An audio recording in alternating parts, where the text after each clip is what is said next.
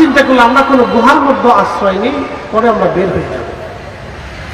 তো তারা একটা গুহার ভিতরে আশ্রয় নিল বটে, কিন্তু পাহাড়ি ঢল তুফানের কারণে পার্শ্ববর্তী পাহাড় থেকে একটা পাথর সিটি তাদের গুহার সামনে এসে মুখ আটকাই দিল। এখন তো তারা গুহা থেকে বের হতে পারে। তিনজনে খুব বিপদগ্রস্ত। তিন বন্ধু পাহাড়ের গুহার ভিতরে বসে বসে কাঁদে। ঠিক এমন সময় তিন বন্ধুর একজন খুব বিচক্ষণ বন্ধু, তিনি বললেন, বন্ধু কেঁদে কোনো লাভ হবে না, যেখানে কাদার সেখানে কাঁদো। এমনি কেঁদে লাভ হবে না, যেখানে কাদার সেখানে কাঁদো। বলে কোথায় কাঁদবো? বলে বলো তোমাদের জীবনে কার কি নেক আমল আছে, ওই নেক আমলের উসিলা ধরে আল্লাহর দরবারে দোয়া করো। আজকে পাথর আল্লাহ যদি না সরায়, আমরা অবশ্যই পাথর সরাইতে পারবো না। তো তিনজনের একজন হাত বাড়ায় বলে, ইয়া রাব্বি, ইয়া আল্লাহ, আমার জীবনে কোনো নেক আমল নাই, আমি একটা আমল করছি। জীবনের কোনো ভালো কাজ নাই, আল্লাহ আমি একটা ভালো একশা গম নিয়ে সে বাড়ি চলে যাইতো, আবার পরের দিন কাজ করতো, কাজ শেষে একশা গম দিতাম, কোন রকম তার জীবন চলতো। ইয়া রব, একটা দিন কাজ করে সে চলে গেল, কিন্তু বিনিময় নিল না। বহুদিন পরে সে ফিরে আসছে। ফিরে আসার পরে এসে বলল, মালিক আমি দরিদ্র মানুষ, একশা গম আপনার কাছে পাইতাম, ওই একশা গম আপনি আমার দিয়ে দেন, আমার বাচ্চা কাচ্চা ক্ষুধার্ত আছে। রব্বুল আলামিন ওই একশা গম আমি তার দেওয়ার জন্য আমি আমার ওই কর্মচারীকে ইশারা করে বললাম, বেটারে গোয়াল ঘরের মধ্যে গরু যা আছে সব তোমার, তুমি নিয়ে চলে যাও। তখন এই কর্মচারী কেঁদে বলল, মালিক ঠাট্টা করবেন না, আমি দরিদ্র মানুষ, আমি বড় অভাবী, একশা গম আমি পাইতাম, একশা গম আপনি আমারে দিয়ে দেন। গরুর মালিক আমি না, গরুর মালিক তো আপনি নিজে।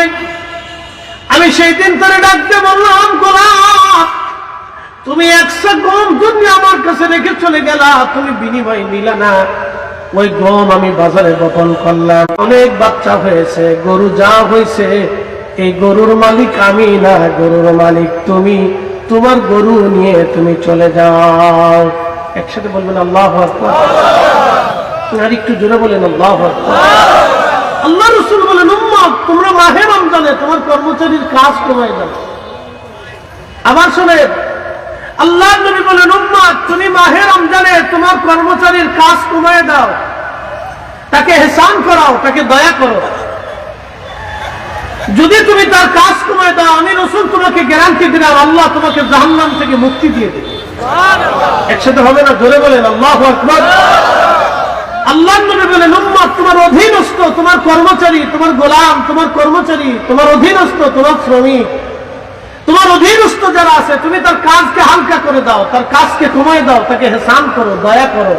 বিনিময়ে আমি রাসূল তোমাকে ওয়াদা করলাম, আল্লাহ তোমাকে জাহান্নাম থেকে বাঁচাই দেবে। একসাথে বলবেন না সুবহানাল্লাহ? না আরেকটু জোরে বললেন আল্লাহু আকবার। এটা আল্লাহ রাসূল বললেন। মাহে রমজান আসতেছে আমাদের মধ্যে,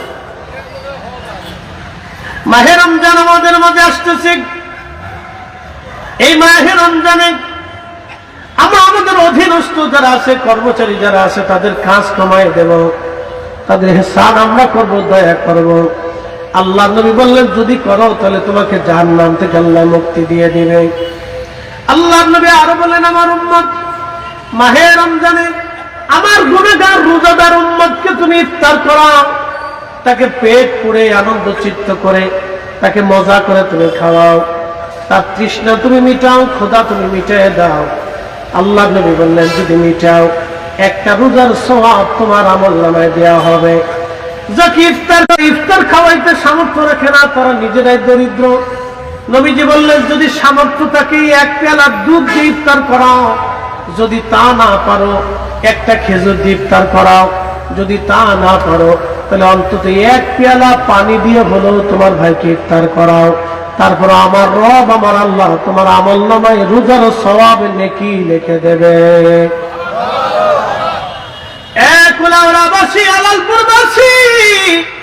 নবীজি আরো বলেন, আমার উম্মত তোমরা শোনো, যদি রোজাদারকে তুমি পেট করে খাওয়াও, যদি আমার রোজাদার উম্মতকে তুমি পেট পুরে খাওয়াও এবং তার তৃষ্ণা নিবারণ করো, তারে পরিতুষ্ট করো, তার হৃদয়কে শান্ত করো খাবার দিয়ে, তাহলে তুমি শুনে রাখো আমার উম্মত, কিয়ামতের ময়দানে আমি নবী তোমাকে ডেকে ডেকে নিয়ে হাউজে কাউসারের পানি পান করায় দিব, যেই পানি একবার পান করলে জান্নাতে যাওয়ার আগ পর্যন্ত তৃষ্ণার কথা মনে থাকবে না।